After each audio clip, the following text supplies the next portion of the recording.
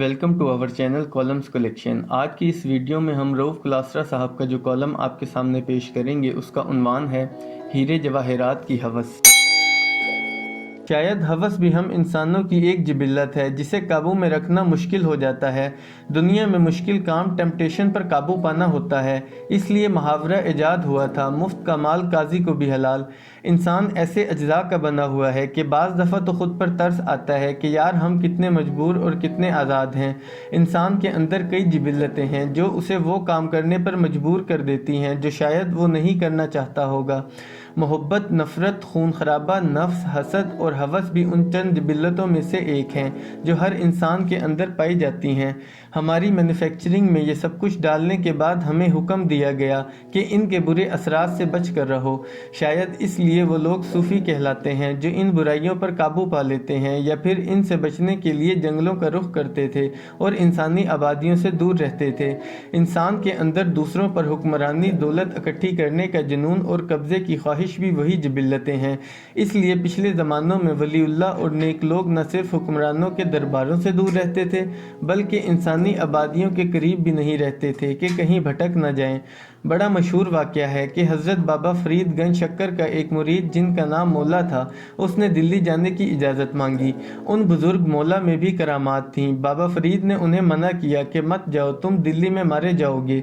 दिल्ली के हुक्मरानों के सामने तुम्हारे अंदर ख़ुद को आवाम से मनवाने का शौक़ पैदा हो रहा है, इससे बचो।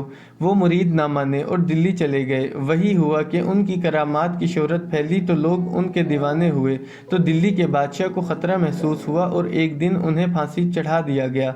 लेकिन इन तमाम जिबिल्लतों में सबसे बड़ी जिबिल्लत लालच है, सब कुछ इकट्ठा करने का जुनून हर कीमत पर। हमें कारून के ख़जाने की कहानियाँ स्कूल के सिलेबस में पढ़ाई जाती रही हैं ताकि हमारे अंदर इखलाकी इक़दार पैदा हो कि इंसानी ज़िंदगी में रुपया पैसा ही सब कुछ नहीं। कारून बादशाह का ख़जाना उसके किसी काम न आया, आखिर वो खाली हाथ दफन हुआ था। ये भी मशहूर मुहावरा है कि सिकंदर ने सारी दुनिया फ़तह की थी लेकिन अपनी फ़तह की हुई दुनिया से गया तो खाली हाथ था। कदीम बादशाहों ख़ुसूसन कदीम तहज़ीबों के यहाँ ये रिवाज था कि वो बादशाह या फ़िरौन को दफनाने के साथ बहुत सा सोना, हीरे जवाहरात और दीगर कीमती सामान भी रखते थे कि दोबारा जन्म लेगा और इन चीज़ों की ज़रूरत पड़ेगी। बाज़ तहज़ीबों में तो ये भी रिवाज था कि बादशाह के साथ मकबरे में ज़िंदा खादमीन और कनीज़ें भी दफन की जाती थीं कि जब वो दोबारा ज़िंदा होंगे तो उन्हें इनकी ज़रूरत पड़ेगी। इस तरह स्कूल की क्लास में एक मज़मून पर लिखना ज़रूरी होता था, लालच बुरी बला है या ईमानदारी ही सबसे बड़ा असूल है।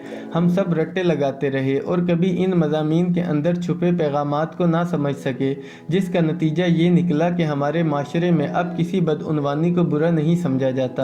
हमने इन मज़ामीन के बस रट्टे लगाए ताकि पास हो जाएं। हम स्कूल क्लास के इम्तिहान में तो पास हो गए लेकिन अमली ज़िंदगी में हम नाकाम हुए हैं। आज भी अगर कोई इन इश्यूज़ पर बात करने की कोशिश करे तो हम हंस कर कहते हैं, छड्डो जी, ये सब किताबी बातें हैं। मतलब इखलाकियात का अमली ज़िंदगी में क्या लेना देना। जो कुछ खान साहब के हवाले से सामने आ रहा है उससे अंदाज़ा होता है कि कितने नेक लोग जो रूहानियत पर यकीन रखते हैं वो भी जब हीरे जवाहरात देखते हैं तो उनकी आंखें चुंधिया जाती हैं।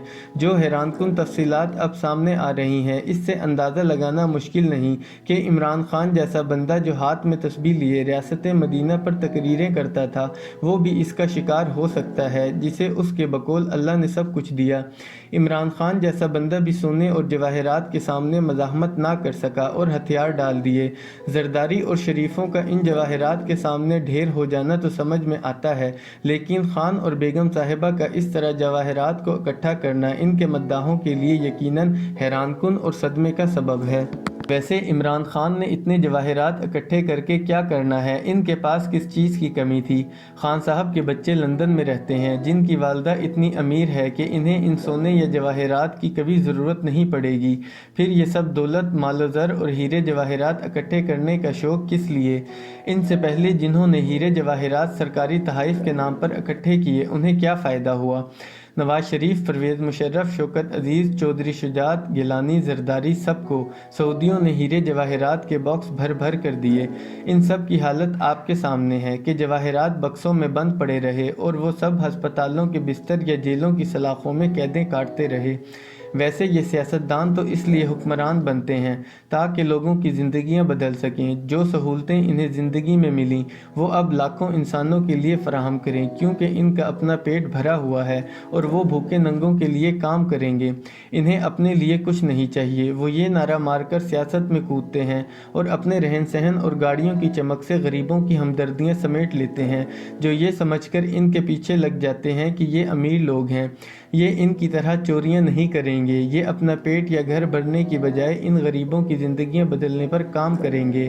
یوں لاکھوں کروڑوں کا ہجوم ان کے پیچھے لگ جاتا ہے کہ یہ حکمران ہماری زندگیاں بدلنے لگے ہیں۔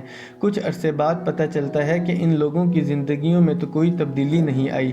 ہاں، وزیر اعظم کے خاندان اور بیوی بچوں کی قسمت ضرور بدل گئی ہے۔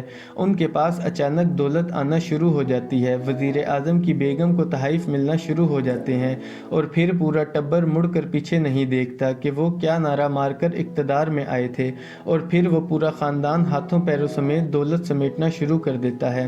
زیورات اور ہیرے جواہرات کے سیٹ تو ہمیشہ سے ہر وزیر اعظم اور صدر کو سعودی عرب سے ملتے رہے ہیں، جو وہ اونے پونے داموں گھر لے جاتے رہے ہیں، لیکن یہ کرتب پہلی دفعہ ہوا ہے کہ ان قیمتی تحائف کو بازاروں میں بیچ کر نقدی کھری کر لی گئی ہے۔